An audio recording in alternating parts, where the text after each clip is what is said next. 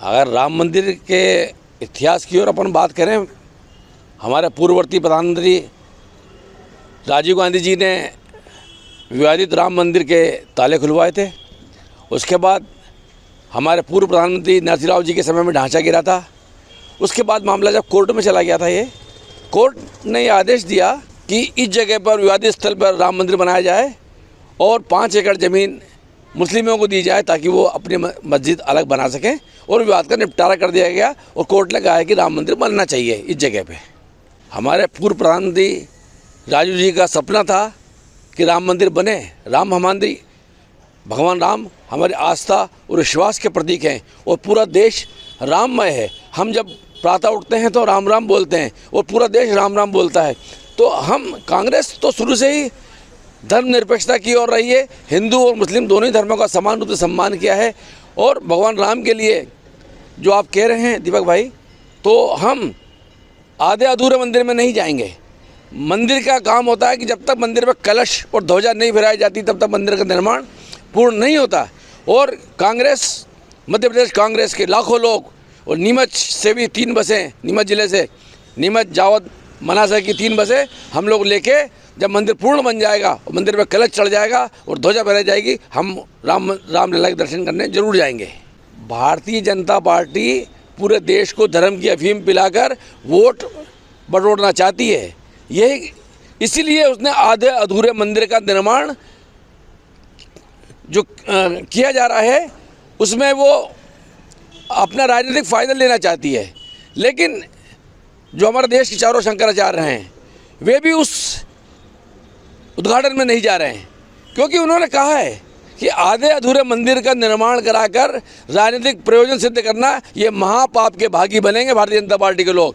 लेकिन कांग्रेस के लोग जाएंगे, हम रामलला के दर्शन करेंगे, क्योंकि हमारे राजीव जी का सपना था राम मंदिर बने, और हम लाखों लोग जाएंगे। जब मंदिर पूर्ण बन जाएगा, उस पर ध्वजा फहराई जाएगी और कलश स्थापना हो जाएगी, हम जरूर जाएंगे चारों शंकराचार्य जी के साथ। ये स्वैच्छिक है, कोई भी 22 तारीख को जाए, 24 तारीख को जाए, 30 को जाए। निमंत्रण देना अलग बात है। अगर भारतीय जनता पार्टी वाले कौन होते हैं निमंत्रण देने वाले? हमारे जो आदि शंकराचार्य जी हैं चारों, वो धर्मगुरु अगर हमें आदेश देंगे तो हम जाएंगे। पूरा भारतीय जनता पार्टी, देखो आज युवाओं को और महिलाओं को किस तरह धर्म की अफीम पिलाई गई है कि आज का युवा बेरोजगारी पे बात नहीं करता है, अर्थव्यवस्था पर बात नहीं करता है, देश की भलाई और विकसित होने के लिए बात नहीं करता है। लेकिन मंदिर और मस्जिद में किस कदर देश को उलझा दिया गया है कि युवा भूल गया है कि हमें करना क्या है, हमारा आगे विजन क्या होना चाहिए। कांग्रेस कोई हिंदू और मुस्लिम नहीं करती कभी भी। कांग्रेस सभी धर्मों का समान आदर करती है और कांग्रेस बिल्कुल हम जाएंगे। राम हमारे आस्था और विश्वास के प्रतीक है और हम जब उनका मंदिर निर्माण पूर्ण हो जाएगा तो लाखों कांग्रेसी उस मंदिर के दर्शन करने अयोध्या जाएंगे। सबके राम, सब में राम, हम तो यही कहते हैं, राम राम। अब राम के प्रति दृष्टिकोण कांग्रेस के हमारे भाइयों का कैसा है, वो कांग्रेस सोचे, कांग्रेस समझे। कांग्रेस के धर्म के प्रति, नीति के प्रति और देश के प्रति क्या नीयत है, वो समाज जनता अच्छी तरह से जानती है।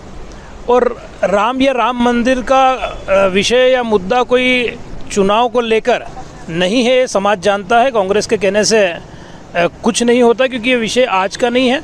और जिस संकल्प के साथ में जनसंघ जनता पार्टी, भारतीय जनता पार्टी तक ये जो संघ की यात्रा राजनीतिक क्षेत्र में चली है, उसके पीछे के पवित्र भाव रहे हैं, उद्देश्य रहे हैं, जिसमें 370 भी एक विषय रहा, तो राम मंदिर भी एक विषय रहा, CAA भी एक विषय रहा, और समान नागरिक संहिता, इस तरह के कुछ विषय रहे जो देश के लिए आवश्यक है, देश की तरक्की के लिए आवश्यक है, देश के अंदर स्व और खुद की संस्कृति के भाव जागृत करने के लिए आवश्यक है, और देश को एक साथ बढ़ाने के लिए और विकसित राष्ट्र बनाने के लिए ज़रूरी है।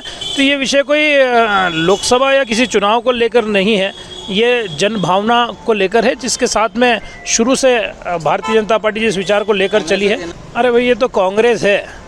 कांग्रेस कभी निमंत्रण ठुकराती है, कांग्रेस कभी राम सेतु को काल्पनिक कहती है, कांग्रेस कभी श्री राम को के पात्र को काल्पनिक कहती है, तो ये तो कांग्रेस है, मुझे तो लगता है कांग्रेस ही काल्पनिक है और धीरे धीरे कल्पनाओं में ही रह जाएगी, क्योंकि इसका सोच का तरीका, इसके विचार, इसका दृष्टिकोण कांग्रेस का ऐसा है कि निश्चित रूप से जो राम को काल्पनिक कहते हैं, एक दिन ये लोग सिर्फ कल्पनाओं में रह जाएंगे। राम के नाम की अफीम की अगर बात करते हैं तो हर राम भक्त ने राम के नाम की अफीम खाई है और हम राम भक्त हैं, और इस बात को कहते हुए हर भारतीय जनता पार्टी कार्यकर्ता को भी गर्व होता है कि हम सब समाज का अंग होते हुए और पूरे उस समाज की भूमिका में पूरे राममयी हैं और बड़ा आनंद का माहौल है, भगवामयी माहौल है, राम का माहौल है। सुबह उठते ही राम धुन सुनाई देती है, शाम को राम धुन सुनाई देती है, मंदिरों में स्वच्छता अभियान चल रहा है, 22 तारीख को एक और दीपावली की समाज तैयारी कर रहा है, कलश यात्राएं निकल रही है और एक आनंद का माहौल है। मैं तो कांग्रेसी मित्रों से भी ये कहूँगा कि इस आनंद के माहौल में आप भी शामिल होइए, इधर उधर भटकना या आपके नेता जो आपको भ्रमित कर रहे हैं, क्योंकि निश्चित रूप से जब इनके राष्ट्रीय अध्यक्ष